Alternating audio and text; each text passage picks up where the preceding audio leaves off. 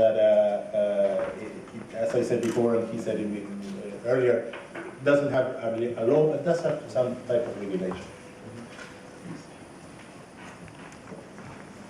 Thank you very much.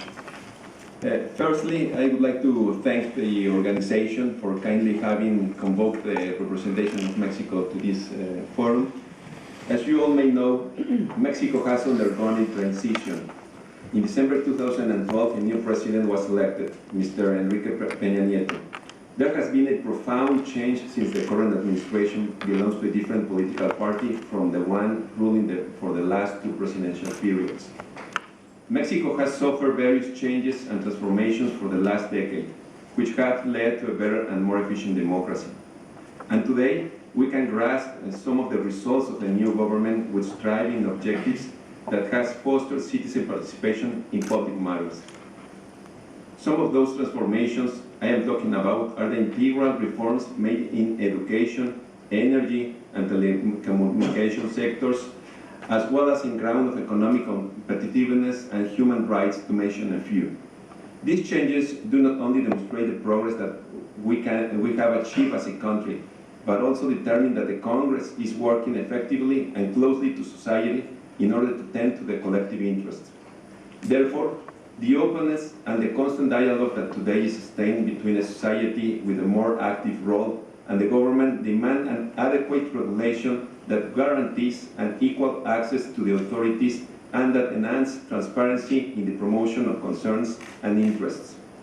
It is of great importance to ensure that lobbying activities are carried out with appropriate set of rules that enable an operational connection between lobbyists and the legislative branch.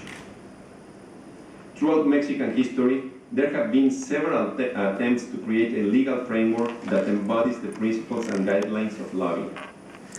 Mexico suffered a democratic transition in the 90s, giving way to a much more involved Congress and society. It was up until 1997 when the Congress was composed by a multi-party forum that it started exercising greater involvement in negotiations and discussions during the public-making process. From 2002 to 2009, several ballot initiatives to regulate lobbying were proposed, however, didn't succeed. It was from the year 2010 in the House of Representatives and 2011 in the Senate that lobbying activities commenced to be regulated in the legislative branch. I have to mention that it wasn't a legislation, it was just internal rules. The legislation in charge of providing the legal outlines for lobbying is contained within the internal rules of each house.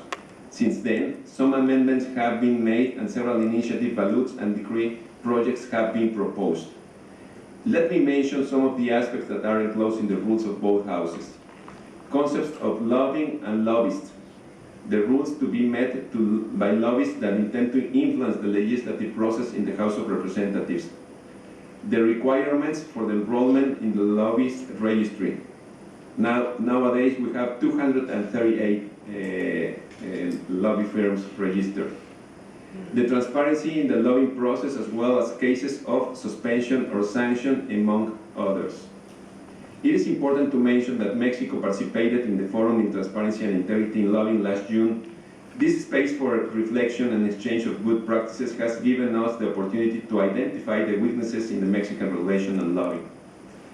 During that forum, we had a glance to the efficiency of the Canadian lobbying model, to mention one.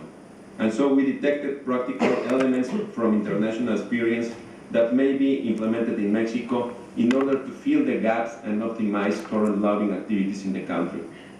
Therefore, in October 2013, the House of Representatives approved a decree which modified the rules of the House, broadening the lobbying regulation. Furthermore, during the last months of that same year, Mexico faced a relevant momentum, not only because ambitious reforms were being negotiated, but also because, maybe more than ever, we were dealing with a concerned society that wants a say in the public decisions. These reforms seek to modernize the country, to generate national development, and above all, to provide a better quality of life for Mexicans. The continual and dynamic legislative activity in Congress, plus the multiple interests of different groups, have pressed the need for a wide-ranging legislation and lobbying, considering the regulation in the executive branch as well.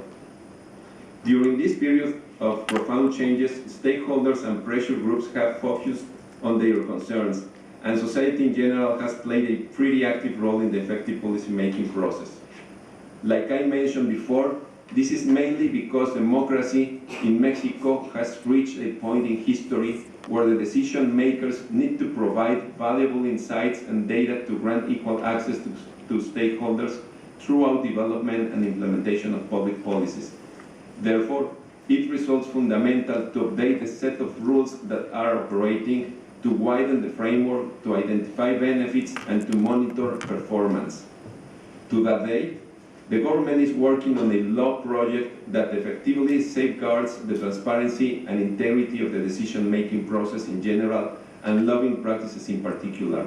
I would like to take this opportunity to reiterate the commitment of the Mexican government to keep working on the measures that will enhance transparency and contribute to increased trust in government. Thank you very much.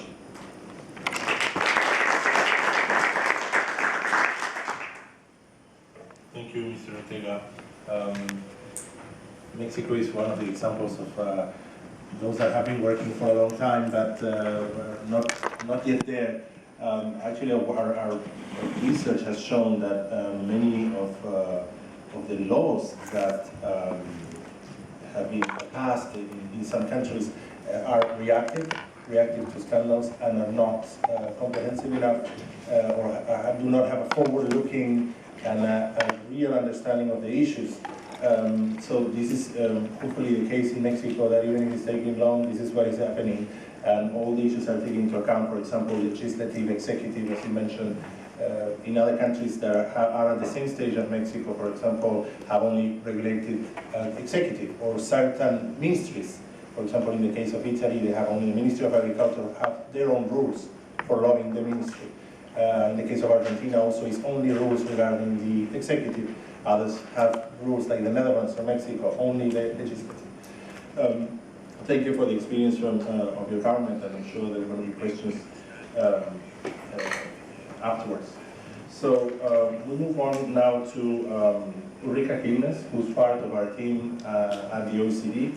She was the lead author of this report that you have in front of you, so she knows everything about lobbying and the OECD.